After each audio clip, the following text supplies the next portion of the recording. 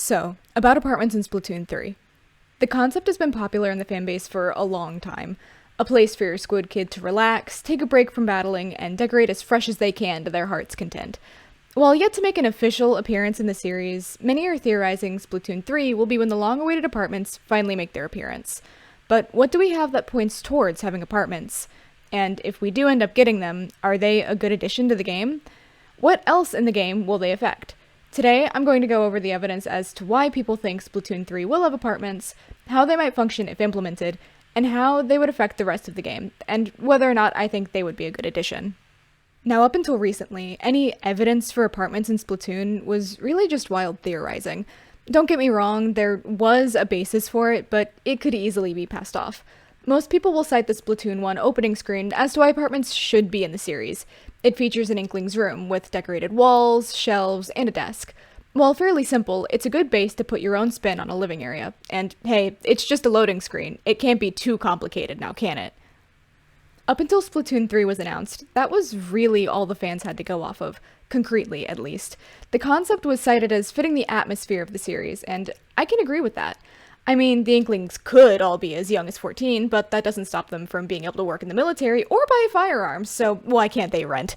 Splatoon emphasizes individuality and customization a lot, and that's a big reason as to why people think apartments are a good fit for the series. But again, this isn't concrete evidence, more so an argument in favor of why they could appear, not that they will.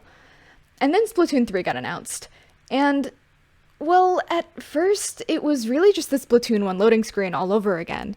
I saw people citing the buildings of Splatsville as reasons apartments will be in the game. They feature air vents and look like they're lived in, so surely we do live in them, right? To which I look you in the eyes and say, Splatsville is the downtown area of a big city. People are naturally gonna live there. Having the design team know enough about basic human living patterns to make Splatsville have apartments doesn't mean they're going to be our apartments. It just means they wanted to quasi-realistically model the buildings to look natural. Fast forward to May 23rd, 2022, which, at time of writing and recording the script, was yesterday. The official Splatoon Twitter posts about how different rollers work, some basic rundowns, nothing too out there, and then they drop the line that sent people yelling in circles. Warning, do not paint your apartment with one. Let's just zoom in there and... yeah. Splatoon has now officially mentioned apartments, something that, as far as I've seen, hasn't happened before. This makes the concept a lot more viable. It's no longer a foreign concept. To the marketing team, at least. This doesn't confirm apartments yet, though. Personally, I think it would be awfully weird to first tease the apartments in a weapon rundown. While Splatoon hides a lot of its new features in background footage and delayed announcements, this in particular feels out of character. It's not hidden, it's stated plainly. There's just nothing much to it. It makes no sense for them to tease apartments now, only to tweet about them later. Unless, of course, they'll be making their debut in the long-awaited Splatoon Direct that's bound to happen closer to release. Either way, it feels like a weird move and still doesn't confirm anything, leaving the theorizers, well, theorizing. There is one last piece of evidence that, while still not even remotely concrete, I feel makes Splatoon 3 apartments more believable, and I touched on it earlier. Customization. While people have cited it as an apartment's defense in the past, I haven't seen people talking about Splatoon 3's customization in particular. Splat 3's character and game customization options look to be through the roof, even in comparison to its predecessors. The sheer amount of eyebrows people have found alone is enough proof to see that this game wants everything to be unique. It's not just new hairstyles and character-specific customization, though. The game also features customizable title cards for your victory screen, with different labels and backgrounds to make your username shine. Splatoon 3 looked at chaos and translated it to customization, and that's why I think apartments could be viable. The devs keep announcing ways to make your experience with the game unique to you, and I feel like that's the best bet we're going to get in favor of apartments. Okay, that's about it in terms of apartment theories. Let's just say that all of those ideas were right, and apartments get announced for Splatoon. How would they work? One idea I'm particularly fond of is using apartments to solve a long-standing, albeit minor, issue with the series: skipping the news. In-game, this isn't an option. Your Inkling or Octoling is forced to look up to the large broadcast in the sky without a power button or remote in sight. And while logically fans say that they can just look away from the announcements, I say, fuck that. I have an idea. The news plays on a TV installed into your apartment. Every time you boot up the game, the news starts like it would normally in the first 2 games, with a pan into the screen. And if you don't want to watch it, you press plus to skip and your character turns off the television. No news ending abruptly, or having to continue it in the top while you walk around the town square. It's a simple solution that doesn't leave any glaring continuity issues in-world, and I don't care if it's unnecessary. I think it's cool, and it would work. News aside, let's look at how I think the functionality of an apartment would work, starting with the decoration. I think there would be 2 methods of acquiring furniture and accessories. One, a new shop installed into the square. The other through achievements, or at least something equivalent. I'll go over the shop first, since it's simpler. This would be a place for you to buy larger furniture items like beds, tables, and shelves. It would function the same as the rest of the square shops, with furniture having star ratings and unlocking based on your level. All the good basics. I'd like to emphasize that this is selling big items. Posters and other decorations would be rare here, if even available. I think wallpaper or flooring could be available here too, though I'll touch on that with the achievements. Speaking of, what do I mean by achievement unlocks? I think Splatoon should extend the title card system to decorations. You unlock title cards by playing Turf War, meaning you get more customization the more you play. In addition, you can see player-specific stats and labels on the victory screen that are in relation to that match specifically.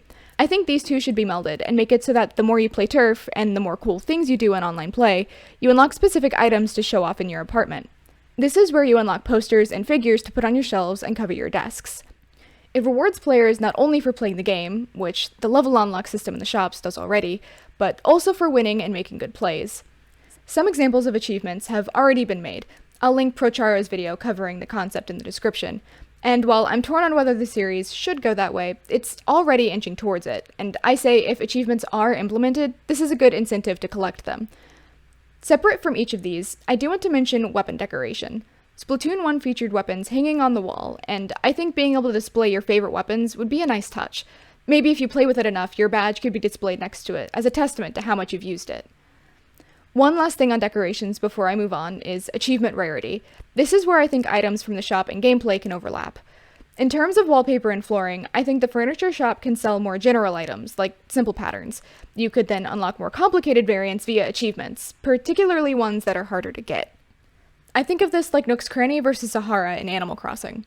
You can get similar items from both, but Sahara's items are more specific and dynamic, in addition to having unique decorations that you can't get at the general store. Alright, outside of decoration, I think Splatoon's apartments could have additional functionality. I already covered this in part with the news, but I think there's more that can be done here. In particular, apartments seem like an ideal way to implement plaza posts in Splatoon 3. Before I go any further, I know we can see the mailbox used for plaza posts in Splatsville already. I'm saying that apartments could be a way to allow a secondary option for players. Is it necessary? No. Does it help with immersion? Absolutely, so I say go for it. You could use your phone or laptop, both seen in the Splatoon 1 loading screen, to post to the plaza from the comfort of your own home. I just think it's a neat idea the game could play with that would elevate apartments above just being for decoration. That's really all the ideas I have in terms of how Nintendo could implement apartments into Splatoon 3. And sure, this all sounds well and good, or maybe neutral if you don't really care for the idea, but it's important to mention the impact including apartments will have on the rest of the game. Game developers aren't machines. Every feature added to the game will come at the expense of something else at time of launch. The time it takes to design furniture and link items to achievements will prevent other areas from developing further. Having apartments at launch could come at the expense of less weapons, fewer ranked modes, a worse hero mode. Hell, even improvements on lobby making and private battles could be pushed back or left out entirely. Apartments are a large feature that are entirely optional, and if the consequences of including them are too big, it could alienate a large part of the player base. Sure, some people wouldn't care about the trade-off, saying that additions later down the line are worth it, but others won't see that worth in getting the game. Apartments could turn Splatoon 3 into another rushed sequel, something the series desperately needs to drop its reputation for in order to succeed. With all this said, do I think apartments are happening in Splatoon 3, and do I think they'd be a good addition? Honestly, no to both. I think advocates for apartments are pulling at straws, and while it's a cool idea, I don't think Nintendo will actually implement it. Even if they did, the potential consequences and drawbacks are too large for me to support the feature. I consider myself to be a pretty even balance between casual and competitive. I play on a team and enjoy learning about high-level play in the meta, but at the end of the day, sometimes I just want to dress up my Inkling and jump in some turf war or play mini games and private battles with friends. I think apartments would be cool, and if they added them, I would definitely have fun decorating mine. But I don't think they'd be worth it in favor of literally any other improvement. I'd rather have the game have one extra, well-designed stage than have apartments, let alone technical improvements or new modes to play. But hey, this is all just my opinion. What are your thoughts on apartments? Do you think they'll be in the new game? Do you think it's worth it to implement them? If they are added, what ideas do you have on how they'd work? Let me know in the comments, and thanks so much for watching. This is my first video I've ever made. I've wanted to pursue YouTube as a hobby for a while now, but I was gonna wait until Splatoon 3 released in September to actually make any content. In the end, I just couldn't wait passively, so here we are. If you liked the video, maybe subscribe, and I'll see you later.